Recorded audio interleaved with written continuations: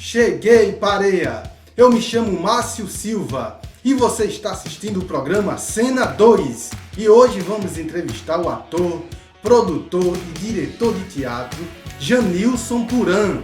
Vamos falar também um pouco da história do diretor e professor de teatro Amir Haddad. Se inscreva no nosso canal, compartilhe, curta, ative o sininho que você vai receber vídeos novinhos falando da história do teatro, da dança, da música, do cinema, da poesia e do circo. E sem mais delongas, está no ar o programa Cena 2. Roda a vinheta!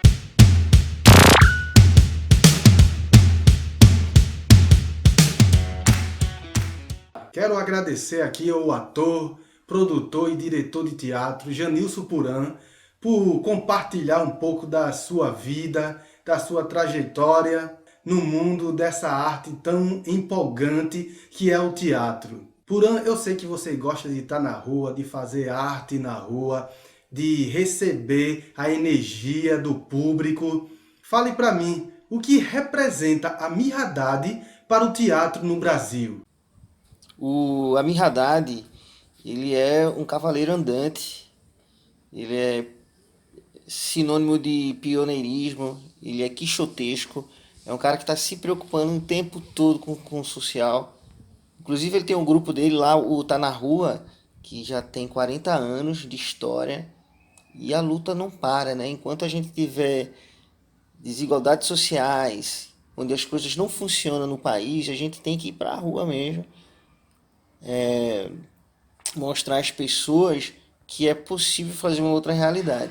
E o Amir Haddad, ele faz isso muito bem com o seu teatro de rua, que é lúdico, que é dinâmico, que tem a troca com o público, com o povo participa dos espetáculos, né? Então, o pessoal, ele sai de um ponto de vista de ser apenas um espectador e se torna parte da obra, né? E aí desenvolve o intelecto das pessoas, porque é isso. O nosso país, ele precisa de pessoas que instiguem as outras a pensar. E nesse pensar ter uma questão crítica, um ponto de vista que pode mudar na sociedade. Então, Amir Haddad, ele é pioneiro e ele faz isso muito bem, com muito louvor, muita propriedade. Puran, na sua percepção, o que o teatro de rua busca no meio social? Então, o que o teatro de rua busca no meio social é a igualdade entre as pessoas, né? Nós vivemos aqui no Brasil numa falsa democracia, né? A democracia é para poucos, para os brancos, para os ricos, para os que são mais abonados, né? Enquanto a população negra, quilombola, trabalhadores rurais, essas outras pessoas da massa estão à mercê de políticas públicas que não acontecem. Porque é muito mais interessante deixar a nação na mão de pessoas ricas, né? No caso, no pensamento deles, do que dar uma igualdade para todo mundo, de fato, né? Então, o teatro de rua ele busca protesto. Enquanto tiver coisas erradas na sociedade, as pessoas, os atores vão para a rua sim, porque é importante o despertar social, porque o teatro de rua ele também é uma ferramenta de transformação social. Então, no dia que as pessoas tiverem todas igualdade social, de divisas, de renda e tudo, o teatro perde sua função. Como a gente sabe que isso não vai acontecer, que sempre vai ter opressores, então ele sempre vai estar atual. E eu percebo também que o teatro de rua tem muita força para fazer críticas de uma forma lúdica para abrir os olhos da sociedade. Isso é muito importante. O teatro de rua é bem diferente do teatro de palco, né? De repente aparece um cachorro em cena, um bêbado vai passando no meio da cena. Coisas inusitadas acontecem com o teatro de rua. Você acha que improviso é importante para o ator ter uma maior interação com o público? O improviso, ele é extremamente importante. Ele é pontual. Quando a gente vai para a rua, Obviamente que a gente não vai sem nenhuma noção do que vai fazer. A gente tem que ter uma argumentação pronta. Tem grupos que trabalham dessa forma, preferem não gerar um texto para ir para a rua, só tem a ideia e vai. Tem grupos que preferem ter uma base mais sólida, assim, ter um texto pronto e tudo mais, mas isso não impede que as pessoas interajam. E essa interação é esse improviso que a gente quer, que as pessoas vão assistir o espetáculo e se vejam naquela dramaturgia, se vejam no espetáculo e dizem, caramba, eu vivo isso, ei, peraí, não é bem assim não. E vai lá e tem seu lugar de fala. E a gente, como ator, tem que estar sensível a essas questões, tem que prestar atenção, entender o que o público fala. É importante ter essa interação, porque aí a gente se comunica. Quando a gente se comunica, a gente troca, né, conhecimentos e experiências. O ator ele não pode subestimar o público, jamais ele pode. A gente não sabe quem está assistindo a gente. A gente não sabe o intelecto de cada um. E mesmo que o cara não seja um acadêmico, a vivência também ensina ele. Então é importante isso, entendeu? O improviso sempre tem que existir no teatro de rua, principalmente nele.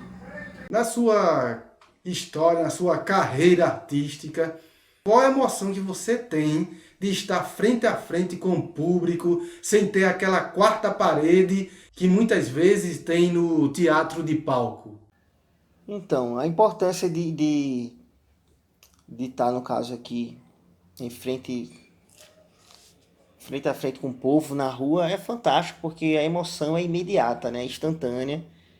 Você não sai de uma coxia, de uns bastidores, não tem um cenário, uma grande produção para você envolver o público. Então você tem que estar lá com o seu trabalho de ator, alguns adereços cênicos, e é fantástico porque a energia é transferida de um para o outro, né?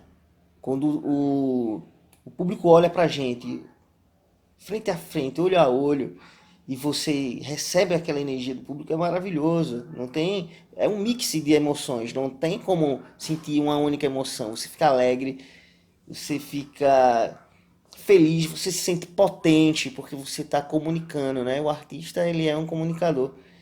E aí, principalmente quando é crianças, o jogo é mais sincero, né? Que eles estão lá o tempo todo, vivos, vendo, prestando atenção a tudo. E aí, isso é muito bom, isso é muito bom. Estar no público na rua. Inclusive, eu prefiro estar na rua do que em teatro de palco, né? O teatro de rua, ele é mais político, militante.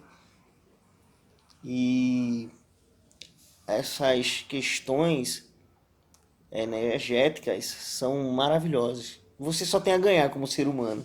Você ir pra rua, você ganha como ator, porque você aprende improviso, aprende como o outro sofre, você sente na pele também. Você sofre com o outro e você fica feliz com o outro. É a troca mútua. No meio da arte cênica, tem muitos atores que se identificam mais com a comédia, com o drama ou o melodrama. O que você mais se identifica? O que mais gosta de fazer no teatro? No teatro, eu gosto muito de fazer comédia. Acho que fazer rir é maravilhoso. O povo sofre muito, então é bom ver o sorriso nas pessoas.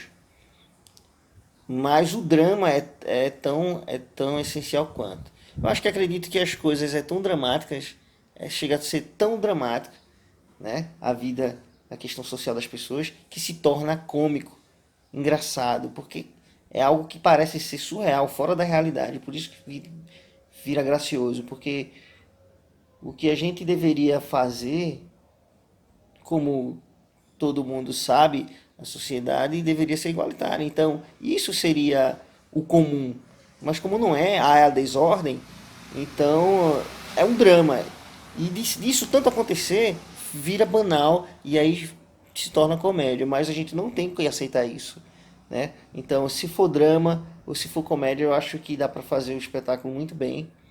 Dá pra gente trabalhar muito bem. Eu gosto muito dos dois, na verdade. Eu não tenho como decidir qual é o melhor, drama ou comédia.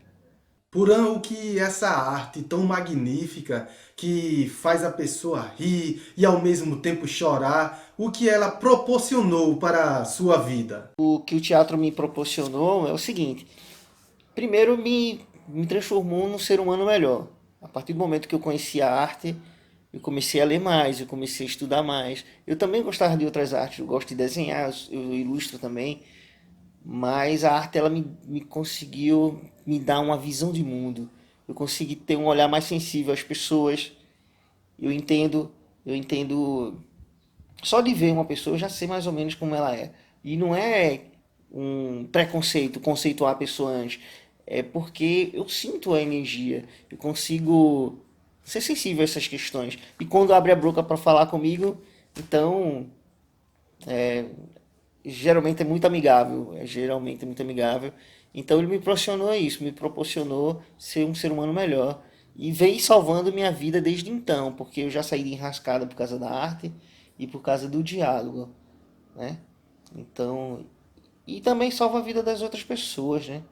As pessoas que elas estão abertas a outros pontos de vista, elas são as que vão mudar essa sociedade, né? Os lúdicos, os brincantes. Porque os sérios, eles estão no poder e não estão fazendo nada, estão nem aí para quem está embaixo da pirâmide, entendeu? Então, me proporcionou vida. Então, o teatro é transcendental para mim, é energético, potente, ferramenta de transformação social. Então, eu devo muito minha vida ao teatro. Eu não tenho dinheiro, eu não fiz fortuna, mas também nem quero. Eu quero viver bem da minha arte, mas para isso eu preciso ter condições. Se o Estado não faz, então a gente tem que ir buscar, do nosso modo.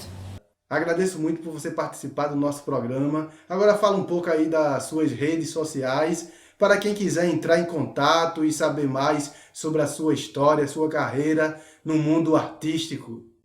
Primeiramente eu quero agradecer esse momento de fala, né, no caso aí da TV Parede. Márcio, muito obrigado pela oportunidade da entrevista, porque essas coisas a gente tem que falar mesmo, a gente tem que dizer como é a vivência na rua, porque as pessoas só falam que a rua é marginalizada, não presta, mas há riqueza na rua também.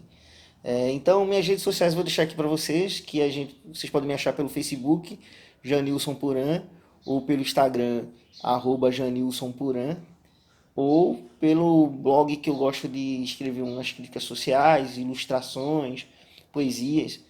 E aí tem lá o Poder da Mente, Puran, blogspot.com. Beleza? Um abraço, obrigado a todos aí. Evoé, força na luta, rua. Agora vou contar um pouco da história desse grande professor e diretor de teatro, Amir Haddad, que é mineiro e foi premiado já diversas vezes. Foi diretor de grupos alternativos na década de 1970, pesquisando e buscando um meio não convencional da cena, a desconstrução da dramaturgia e a utilização aberta dos espaços cênicos, interação entre atores e espectadores. E o teatro não é uma arte particular, não é uma arte de um pequeno grupo que se compraz em fazer aquelas coisas e um fica olhando para o outro.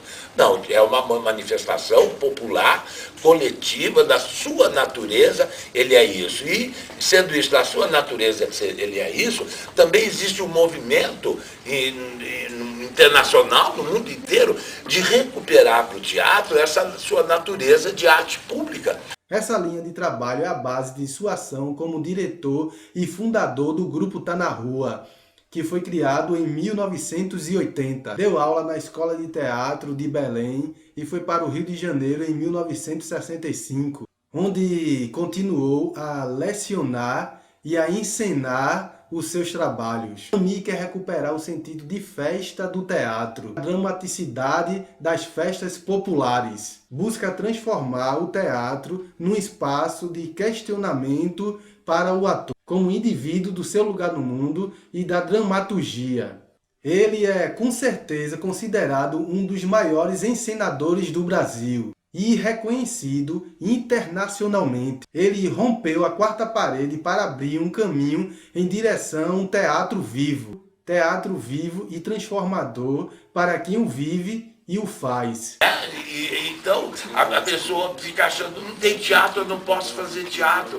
E essa coisa boa é que cada vez mais a gente está sabendo, para fazer teatro não precisa teatro. Não precisa nem peça escrita, não precisa nem papel. Precisa de um ser humano livre, um ator, fazendo o que ele quiser, do jeito que ele quiser, porque é essa a verdade. O teatro é igual à norma jurídica, nasce do coração da gente. Ele é um diretor único pela sua capacidade de transitar entre o teatro tradicional e as grandes produções populares. Em 1959, ele dirigiu A Incubadeira e ganhou o prêmio de melhor direção. Com o microfone na mão, Ami coordena uma trupe de atores pelas ruas e praças. Dirigiu a peça As Meninas, de Luiz Carlos Góes e Maitê Proença, baseado no livro Uma Vida Inventada, de 2009. É por isso que, para mim, Amir Haddad é um dos maiores pensadores do teatro no Brasil. Muito obrigado, galerinha. Vocês não podem perder o programa da semana que vem. Vamos entrevistar o grande poeta Luiz Esperantivo. Suas poesias falam do cotidiano, do homem do Nordeste. Ele é o poeta andante do sertão. E o programa Cena 2 vai ficando por aqui. Até a próxima semana!